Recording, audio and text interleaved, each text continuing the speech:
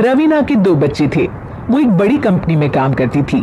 उसके ऑफिस जाने के बाद उसकी सास उसके बच्चों को संभाला करती, लेकिन रवीना को इसकी कोई कदर नहीं थी।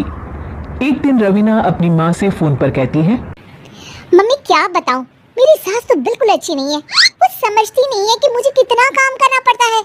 एक तो ऑफिस तक का लंबा सफर और फिर 9 घंटे लगातार काम। बैठे बैठे तो मेरी पीठ अकड़ जाती है। खुद तो सारा दिन घर में मजे करती है, जब मन करा सोए, जब मन किया खाए। अभी उसकी सास वहाँ आ जाती है। अच्छा माँ, मैं बाद में आपको फोन करती हूँ। जी मम्मी जी, कोई काम है क्या आपको? क्या हुआ? रवीना बहू, सारा दिन तो तू ऑफिस के मजे लेती है, लेकिन यहाँ ये बच्चे मुझे आराम भी नहीं करने देते।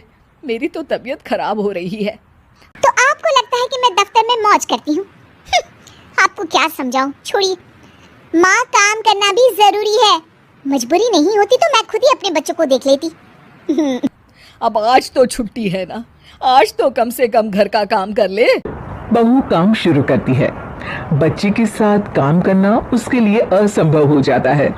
वो जाकर बच्चा सास को देती है और कहती है, मम्मी जी जरा बच्चा तो पकड़ लीजिए, मैं घर का काम कैसे करूं?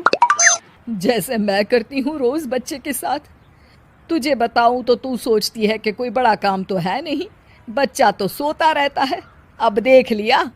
खैर, बस मैं यही तुझे समझाना चाहती थी। ला, बच्चा मुझे दे और काम कर। बहू मुंह बनाकर वहां से चली जाती है। वो मन में सोचती है, बात तो सही है, बच्चे के साथ घर का काम करना असंभव है। वो किसी तरह काम करती है और अगले दिन ऑफिस के लिए निकल जाती है।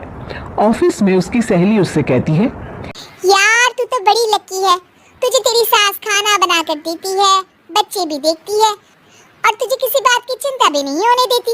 अरे क्या लकी, बदले में मैं उन्हें पूरी कमाई जो दे देती हूँ और अपने बच्चे से दूर रहती हूँ। वो अलग, हर किसी को ना दूसरे की प्लेट में ज्यादा घी दिखता है।